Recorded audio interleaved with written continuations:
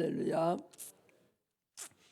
오늘 오후 시간에는 오전 시간에 이어서 예수님의 신성과 인성에 대한 말씀인데, 그 중에서도 오전 시간을 신성에 치우쳤다면 이 오후 시간에는 주님의 인성에 치우치는 그런 말씀을 드리고자 합니다.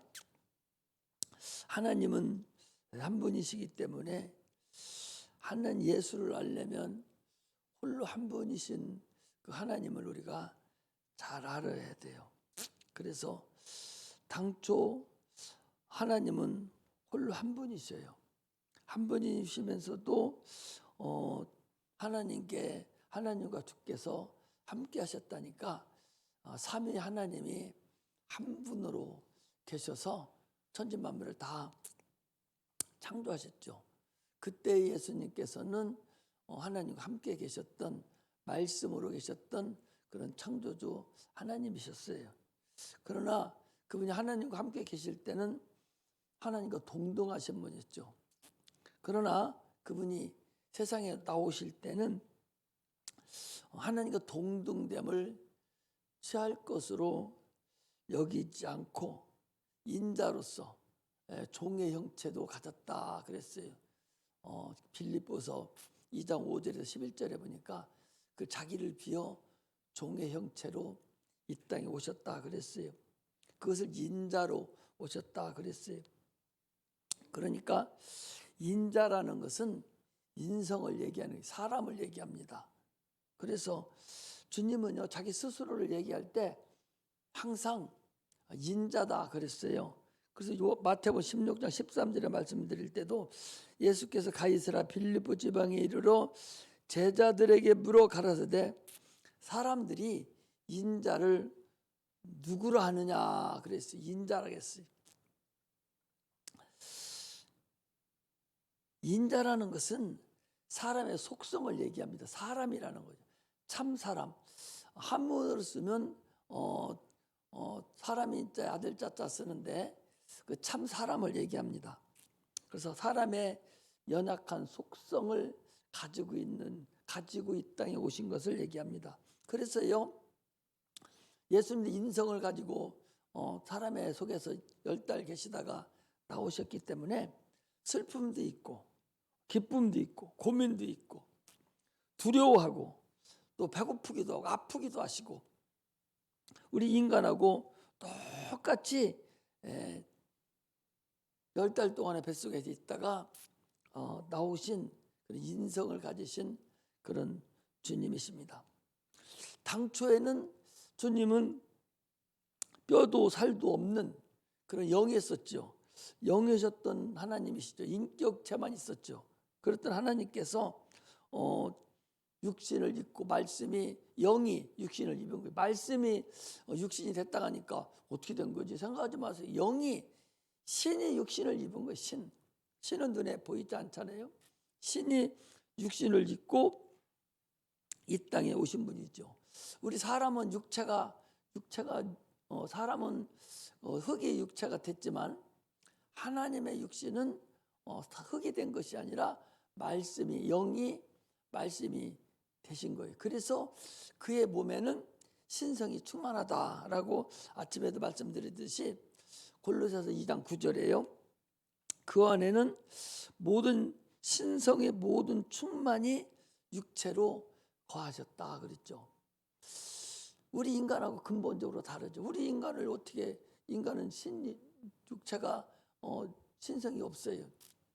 주님만 말씀이 육신으로 오셨으니까 신성이 있으신 분이에요. 그래서 주님은 여자의 몸에 잉태하셔서 그 안에서 10달 동안 자라시고, 그리고 해산의 수고를 통해서 세상에 나타내셨어요. 지혜와 키가 자라면서 보통 사람들과 같이 똑같은 성장 과정을 거쳐서 사람으로 세상에 오신 분입니다.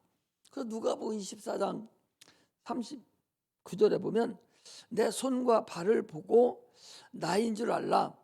또 나를 만져보라. 영은 살과 뼈가 없으되 너희 보는 바와 같이 나는 있느니라. 신은 살과 뼈가 없죠. 영이라는 것은 신을 얘기합니다. 신이라고 할 때는 인격을 얘기할 때 신이라고 그러세요. 하나님이 신이시다 그럴 때는 인격을 얘기하는 거예요. 그러나 하나님이 영이시다 그럴 때는 영적인 것을 얘기할 때 하나님 영이시다 그렇게 얘기를 할 수 있어요. 똑같은 얘기예요. 그러나 똑같이 우리가 얘기할 때 하나님을 얘기하는 것입니다. 그래서 그분이 그 육체가 있는 그런 인성을 가지고 이 땅에 오신 분입니다. 그러니까 예수는 영으로 세상에 오신 것이 아니라 살과 뼈가 있는 육체를 가지고 오신 거죠. 하나님의 육체를 가지고 오신다는 것이 인간의 머리로는 이해가 안 되죠. 불가능한 거예요. 그래서 요한복음에도 그 6장에 보면 내 피를 받아 마셔야 너희들이 영생을 얻는다. 내 살을 먹어야 영생을 얻고 내 피를 마셔야 생명을 얻는다고 얘기를 하니까 사람들이 어려운 얘기 하시는구나. 그리고서 그 오병이어 이적 때 많이 와서 막 저분을 왕을 세우자고 막 이랬던 사람들이 다 떠나고 12명뿐이 안 남았어요. 다 떠나고. 왜? 아니 말이 되는 말을 해야 됐지. 응? 어떻게 자기 살을 먹고 자기 피를 마셔. 말이 안 되잖니. 그래 너희들이 먹어야 또 너희들이 영생을 얻고 먹어야 너희들이 천국에 간다고 하니까 말이 안 되잖아요. 오늘날에 자기가 네가 영혼이 있다고 아침에도 얘기하듯이 네가 영혼이 있어서 그 영혼이 천국 간다고 그래서 말씀을 먹어야 된다고 하니까 사람들이 못 알아들어요. 지금도 못 알아들어요. 지금도 육체적인 말을 하고 먹고 사는 얘기 해주고 재밌는 얘기 해주면 좋다고 잠도 안 오고 그냥 뭐 시닥거리고 막 웃고 은혜 받았다고 하고 막 모여듭니다. 왜? 이 어려운 세상에 재밌게 해주니까. 그건 육체는 어떻게 될 줄 모르지만 그러나 그 영혼은 전혀 모르는 거예요. 그래서 그들이 다 떠나갔다는 걸 이해할 수가 있습니다. 지금도 영적인 얘기만 하면 다 졸아요. 아마 먹는 거 얘기해주고 세상 돌아가는 거 재미있는 거 얘기해주면 아마 1시간 얘기하는 거 금방 가버릴걸. 또 하다 말하면 왜 벌써 끝났지? 아마 그럴 거예요. 영적인 얘기하니까 그냥 졸다가 가는 거예요. 우리 권사님도 어떻게 못 주무셨는지 아침부터 지금 조는 거예요. 계속. 여기 앞에 앉았으면서 졸아요. 여기 앞에 앉았으면서 조는 것은요 대단한 인내예요. 보통 아니면 앞에 앉으면 나하고 눈이 막 마주치니까 안 졸거든요. 근데 졸더라고. 토요일날 무슨 일을 했는지는 모르겠는데 그냥 조는 거예요. 거기서 그 졸으면 둘 중에 하나예요. 목사님 설교 잘못했든지 하나는 자기가 지금 잘못돼서 문제가 있든지 또 하나는 피곤하고 힘들어서 잠을 잤든지 셋 중에 하나예요. 세 번째요. 토요일 날은 일찍 주무셔야 돼요. 딴 일도 안 해야 돼요. 토요일 날은 10시, 9시면 아주 푹 자고서 아팠어요? 코로나 아니요?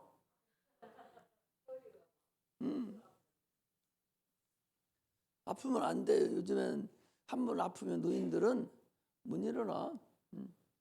멀쩡하다가 다 튼튼한 사람도요. 다리 하나가 이렇게 다쳐서 병원에 입원하잖아요. 그러면 생명하고는 아무 지장이 없는데 근데 그로 인해서 모든 생명까지 연관이 더 시들시들하다가 다른 데까지 아파지고 그래서 죽는 거예요. 다리 부서졌다고 죽까지 안 죽어요. 얼마든지 살아요. 그런데 그로 인해 문제가 생기는 거예요. 조심하셔요. 좀 더 있어야 되니까 아직 먼저 가면 안 되니까. 누구도 나보다 먼저 가면 안 돼. 내가 가장 나이가 많으니까. 누구도 나보다 먼저 가길 나는 원치 않습니다. 그러니까 건강들을 잘 지켜서 나 죽을 때 와서 보고서 여러분들 내가 다 얼굴 보면서 잘 있으라고, 나 먼저 갈 테니까 나중에 찾아오시라고. 그리고 여러분들 환송받고 내가 가기를 원하지, 내가 환송해 주길 원치 않아요. 먼저 죽지 말어. 먼저 아프지도 말고 나 죽을 때 환송해 주십니다리나 했으면 좋겠어요. 예수님은 여자의 몸에서 잉태하셔서 아침에도 얘기했잖아요. 그래서 해산의 수고를 거쳐서 이 땅에 오신 분입니다. 그래서 히브리서 2장 9절에 보니까 뭐라고 했는 거니? 오직 우리가 천사들보다 잠깐 동안 못하심을 입은 자 곧 죽음의 고난 받으심을 인하여 영광과 존귀로 관쓰신 예수를 보니 이를 행하심은 하나님의 은혜로 말미암아 모든 사람을 위하여 죽음을 맛보러 하심이라 그랬어요. 천사는 육체가 없어요. 그래서 그 천사는 아픈 것도 없고 죽음도 없어요. 그래서 지금 우리가 육체를 입고 있는 지금은 천사보다 약간 잠시 동안이라고 그랬어요. 잠깐 동안 좀 천사보다 못한 그런 것으로 우리가 세상에 왔어요. 예수님도 육체를 입고 오실 때는 천사보다 잠깐 동안 못한 육체를 가지고 오셨어요. 육체를 벗어나서 주님 앞에 갈 때는 그때는 영광의 옷을 덧입고 영광의 나라로 우리가 가는 거라는 것을 아셔야 돼요. 출생도 맛보고 죽음도 맛보는 거예요. 우리 인간은 출생도 맛보고 죽음도 못 봐요. 천사들은요 같은 인격체예요. 똑같은 인격체인데 그들은 출생도 맛보지 못하고 죽음도 맛보지 못해요. 그래서 우리 인간은 참으로 하나님이 신묘망측하게 우리를 지으셨어요. 그러므로 인해서 우리가 복음, 이 하나님을 잘 이해하려면요 예수님의 신성과 인성을 잘 이해를 해야 참으로 그 신령한 그 하나님의 그 은혜를 우리가 체험할 수 있고 하나님을 참으로 신묘망측한 그 하나님을 우리가 알 수가 있어요. 이걸 모르고 예수 믿으면 이걸 모르고 하나님을 안다면 참으로 힘든 신앙생활을 하는 거예요.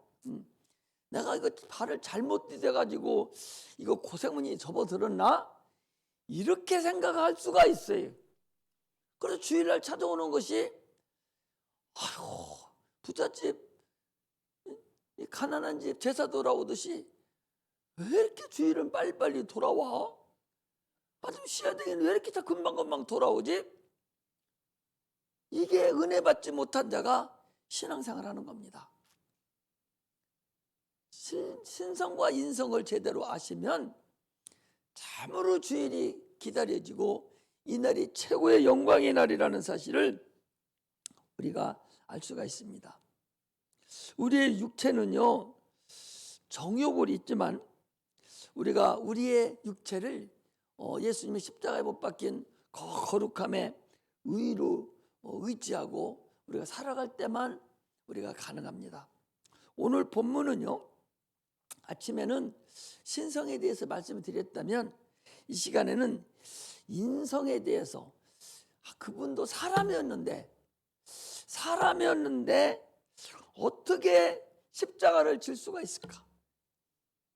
여러분 십자가 하니까 별것도 아닌 것으로 생각하는데 사람을 죽이는 형벌 중에서 생으로 죽이는 것 같이 가장 오래 죽이는 것 같이 어려운 게 어디 있겠어요?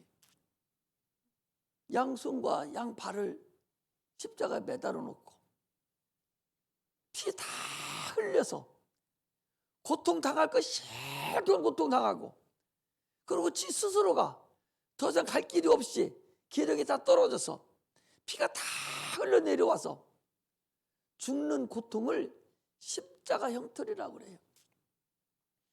지금 십자가 형틀로 죽이는 형벌이 없어요. 이 예수 때 이때만 로마 최고의 형틀이죠. 아니 루이 14세인가 그 사람은 키로틴이라는 형틀을 만들어서 극형을 처할 때에 칼날이 머리를 딱 집어넣으면 칼날을 위해서 덜크덩 내려와가지고 목을 딱 한 번에 그 순간 0.000 몇 초 만에 딱 끊어져 버리는 거예요. 그렇게 끊어져 죽는데 그 고통이 많지 않잖아요. 그런데 십자가에서 예수님이 몇 시간 달렸어요? 6시간 달렸어요. 그 기간 동안에 달려서 그 고통을 다 감내하고 여러분 죽으셨다는 사실을 누구 때문에? 그 우리가 똑같은 사람이라니까. 그래서 히브리서 5장 7절에 히브리서 기자는 그는 육체에 계실 때에 자기를 죽음에서 능히 구원하신 이에게 심한 통곡과 눈물로 간구와 손을 올렸고 그의 경외하심을 인하여 들으심을 얻었느니라 그랬고, 누가복음 22장 44절에는 땀방울이 핏방울같이 되더라. 지금 죽음 몇 시간 있으면 죽으러 가시는데 얼마나 고민스럽고 걱정되고 또 걱정이 됐으면 땀방울이 핏방울이 될 같이 기도를 하셨겠는가. 그리고 십자가에 매달려서는 크게 소리질러 가라사대 엘리 라마 사막다니 하시면서 울부짖은 것을 우리가 볼 수가 있어요. 얼마나 힘드시고 얼마나 고통스럽고 얼마나 어려웠겠느냐 말이에요. 그 누구를 위해서? 여러분과 나를 위해서 그렇게 죽으신 그 주님의 그 은혜를 뭐 때문에 그렇게 모르고 예수 믿는다고 분수만 떨고 앉아있고 주님과 전혀 관계없는 그런 삶을 사는지를 알다가도 모르겠어요. 히브리서 9장 22절에 피 흘림이 없은즉 사하심이 없느니라.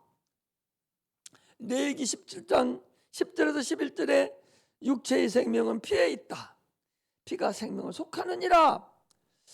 그래서 그분이 인성을 가지고 이 땅에 오셔서 십자가 못 박혀 죽으신 분이다. 인간의 죄를 갚기 위해서 사람으로 원해서 신은 피를 흘릴 수 없으니 피를 흘리라고 육체를 입고 이 땅에 오신 분, 그분을 이사야서 선지자는요, 이사야서 43장 4절에서 6절에는 그는 실로 우리의 질고를 지고 우리의 슬픔을 당하였거늘 우리는 생각하기를 그는 징벌을 받아서 하나님에게 맞으며 고난을 당한다 하였노라. 그가 찔림을 우리의 허물을 인하며 그가 상함은 우리의 죄악을 인함이라. 그가 징계를 받음으로 우리가 평안을 누리고 그가 채찍에 맞음으로 우리가 나음을 입었도다.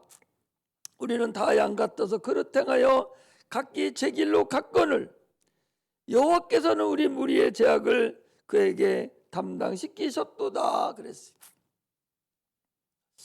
나는 그 연세중앙교회 그 윤석전 목사님이 참으로 큰 교회하고 능력도 많으시죠. 그 교회 다니는 우리 손녀딸 둘째 딸이 초등학교도 들어가기 전에 지금 이사야서 53장 4절에 6절 말씀을 외워버려요.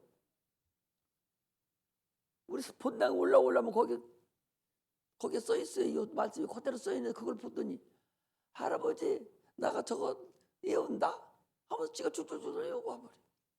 애기인데 이제 학교도 안 들어갔는데 그걸 보고 저 목사님이 저렇게 애들부터라도 저렇게 키우는 것이 참으로 큰 목사의 그런 성도 같고 참으로 큰 하나님의 쓰임을 받는 그런 목사님이구나 라는 것을 내가 인정을 했어요. 거기 다니는 우리 손녀딸들이 얼마나 믿음이 좋은지, 성경도 얼마나 잘하는지요. 여기 있는 거, 여기 있는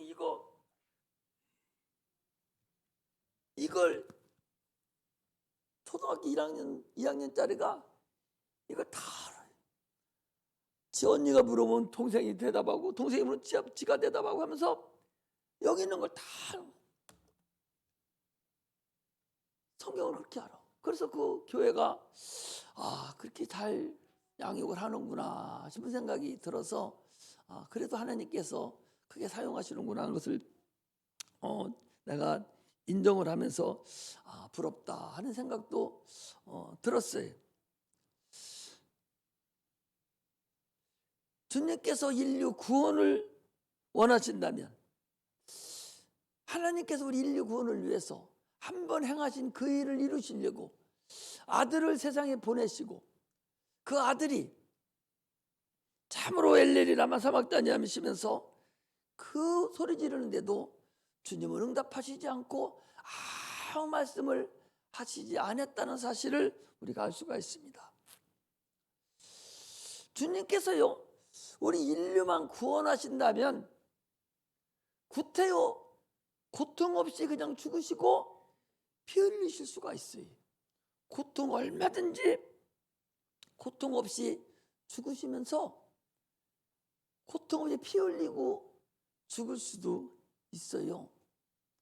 그런데 그렇게 안 하시고 기왕에 죽으시는데 채찍에 맞으시고 가시면류관을 쓰시고 가난하게 사심으로 인해서 그 매맞음으로 우리 질병을 치료했다 그랬어요. 베드로전서 2장 24절에 보니까 그가 매맞음으로, 채찍에 맞음으로 너희가 나음을 얻었나니 그러셨거든요. 채찍에 맞으심으로 기왕에 죽으시는데 육체의 고통을 더해서 채찍에 맞음으로 우리의 질병을 감당하셨고, 저 태초에 선악과를 따먹음으로 인해서 참으로 가시던 그 엉겅퀴가 인류에게 꽉 들어차서 저주받은 인간을 그 저주로부터 벗어나게 하기 위해서 가시면류관을 쓰시고 피 흘리심으로 인해서 인류의 저주를 다 또 가져가셨고, 고린도 후서 8장 9절에 보니까 그가 가난하게 되심은 우리의 부유함을 인하여 가난하게 되셨다 그랬어요. 그러니까 주님은 이 땅에 오셔서 그냥 죽으신 것만 아니라 채찍에 맞으시고 가시면류관을 쓰시고 가난하게 사셔서 죽기 전에 인류 육체가 사는 거잖아요. 우리의 질병이라든지 인류의 저주라든지 인류의 가난한 것은 이건 육체 문제예요. 이 육체 문제를 해결하시기 위해서 죽으시기 전에 채찍에 맞으시고 가시면류관을 쓰시고 피 흘리시고 가난하게 사신 그 일을 감당하시고, 마지막으로 이제 인류가 영원히 지옥 형벌을 면하기 위해서 죄를 덤탱이 쓰시고 대신 인류를 위해서 십자가에 못 박혀 죽으심으로 그의 죽으심은 우리의 죄악을 인함이라 라고 말씀하시듯이 그가 우리 모든 것을 가져가셨다는 사실을 우리가 아시고, 이 말씀이 우리에게 능력이 돼야 됩니다. 그냥 머릿속에 넣어놓고 그분이 그랬었어 이러고 끝난다면 성경에 무슨 의미가 있어요? 아무 의미가 없어요. 성경의 이 말씀이 살아서 내 영으로 들어와서 내가 그 일을 내가 효과를 보여야 돼요. 하나님 말씀이 나를 통해 이루어져야 됩니다. 육체의 질병이 주의 가시면류관으로 인해서 깨끗함을 받아야 되고, 우리의 저주 덩어리가 주의 채찍 면류관을 쓰심으로 물러가야 되고, 우리의 가난하고 찌들렸던 것이 주님이 가난하게 사심으로 인해서 그것이 해결나고 부유한 삶을 우리가 살기를 주님은 원하시기 때문에 그 일이 그대로 이루어져야 된다는 사실을 우리가 아셔야 됩니다. 할렐루야. 주님의 인성은요, 주님의 육체는 여러분, 우리나 여러분 예수님이랑 똑같습니다. 가시 조금만 찔려도 우리 사모님 그 다리다가 그 다리미로 장단지를 딱 찢어놨는데 지금 4개월 때 4주째 아직도 씻지도 못해요. 4주째. 월요일에 또 병원에 또 가야 돼요. 그렇게 인간의 연약함이 있다는 거죠. 그것 때문에 아무것도 못하고 운동도 못하고 아무것도 못하니까 육체가 연약해지니까 이제 다른 병도 걸리는 거다. 도대체 이게 인간의 연약함입니다. 예수님도 우리하고 동일한 그런 아주 연약한 그런 육체를 가지고 오셨다는 사실을 아셔야 돼요. 그러므로 그분은 하나님이니까, 하나님의 아들이니까 십자가 질 수 있겠지? 나도 전에는 그렇게 생각했어요. 뭐 하나님의 아들인데 하나님 못 박히는 순간에 그때부터는 어떻게 뭐 해주셨겠지 않겠어? 이렇게 생각을 한 거야. 그렇잖아. 아니 못 박히고 가시면을 쓰시고 그 죽임을 막 당하기 직전에 하나님께서 아들이니까 어떻게 안 아프게 하셨던지 이런 일이 있었던 것이었겠지 생각을 했어요. 내가 생각을 잘못한 건지 여러분들은 그 생각을 안 해봤는지는 모르겠는데 나는 그런 생각을 했단 말이에요. 그리고 하나님 아들인데 뭐 아팠겠어? 이렇게 생각을 했었는데 성경을 보고 또 깨닫고 또 깨달아봐도 그분은 동일한 우리의 육체하고 동일하신데 어떻게 그 무서운 것을 짊어지고 있었을까? 100살 먹은 할아버지 할머니도요, 강도가 손들어 너 돈 안 내놔? 그럼 죽일 거야 하면 죽여라 하는 할머니가 있을 줄 알아요? 발발 떱니다. 죽을 감서서 100살 살면 얼마나 더 살겠어요? 지금 100살 먹으면 얼마나 더 살아요? 그러나 칼질이 되고 돈 내려 죽이라고 해버리면 발발 떤다니까. 죽임 당하는 것이 그렇게 두렵고 떨리는 거예요.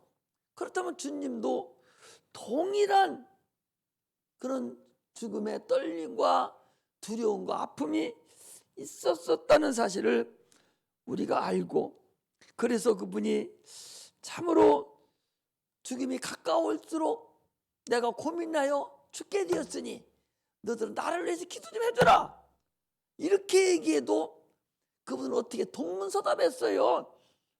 십자가의 죽음이라는 뭔지도 모르고 그렇게 아주 고난을 당해서 죽을 일이라고는 생각조차도 못했어요. 왜? 아니 죽은 자도 살리고 병든 자도 고치고 오병이어로 막 수만 명을 먹이고 막 이러는 자기 스승인데 죽는다는 거 꿈도 못 꿨죠. 그러니까 그 십자가에 매달려서 죽기 전에 막 포석줄에 묶여서 끌고 갈 때요, 제자들이 다 도망갔습니다. 그리고 베드로 한 사람만 멀찍이 서서 무슨 일이 있지? 지금까지 이렇게 한 거 보니까 분명히 천사들 와서 고쳐주든지 아마 무슨 일이 있을 거예요. 그러면 멀찍이서 그 되는 것을 보려고 베드로가 쫓아다닌 걸 알 수가 있어요.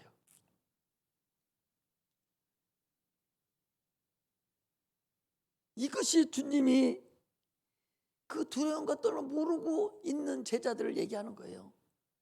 야, 내가 고민되어 죽겠다고 나한테 기도해 주라고 하는 그 의미를 그들이 몰랐었다는 것을 알아요. 얼마나 애절하게 기도하는 것을 그들이 몰랐었어요. 우리는 이걸 아는 것이 주의 제자들입니다. 이걸 아는 것이 성도들이에요. 이걸 아는 것이 하나님의 자녀라는 사실을 여러분 아시기를 주의 이름으로 축복합니다. 성찬이라는 건 뭐예요? 주님의 죽으심을 기념하는 거예요. 주님의 참으로 아픔과 슬픔과 두려움과 그 최후에 번민하시는 그 모습을, 그 돌아가시는 모습을 보고 참으로 우리가 그분을 기념하는, 그게 성찬의 참 의미입니다. 그분이 내 안에 있다고, 나 때문에 죽으시려고 죽으신 그분이 내 안에 계시다고, 우리가 똑같은 인성을 가지고 계신 그분이 어떻게 죽으셨을까 하고 참으로 그분의 감사함과 그분의 능력을 이제 덧입기를 소망하는, 그것이 우리의 능력이 나타나지 않는다면 아무 의미가 없는 거예요. 그러므로 우리는 이제는 주님의 은혜를 아는 자가 되시기를 제 이름으로 축복합니다. 특히 이제 우리가 성탄절을 이제 다 맞이해서 하나님의 은혜를 깨달으시기를 주의 이름으로 축복합니다. 신성과 인성을 통해서 우리가 의롭다함을 받고 하나님의 자녀가 되었으니 기쁨으로 천국을 소유하게 됐고, 그분이 오신 성탄절에 참으로 감사가 넘치고 기쁨이 넘치고 능력이 우리에게 함께해야 됩니다. 할렐루야. 성탄절은 우리를 위해 대속물로 주시기를 소망하고 오신 날이 성탄절이라는 사실을 알 수가 있습니다. 이제 다시 오실 주님을 준비하는 자들이 우리예요. 예수님 오실 때 준비한 자들은 유대나라 히브리 민족 이스라엘 사람들이지만 이제 다시 오실 주님을 준비하는 우리가 돼야 됩니다. 주님이 내 안에 계셔서 이제 주님을 준비하고 주님께 영광 돌리기를 소망하고 끝까지 한 사람도 낭망하지 아니하고 실망하지 아니하고 실패하지 아니하고 하늘나라에 다 들어가는 그날까지 조금도 악한 영들에 속지 아니하고 주님을 찾아가는 그런 은혜가 임하시기를 주의 이름으로 축복합니다. 기도하시겠습니다.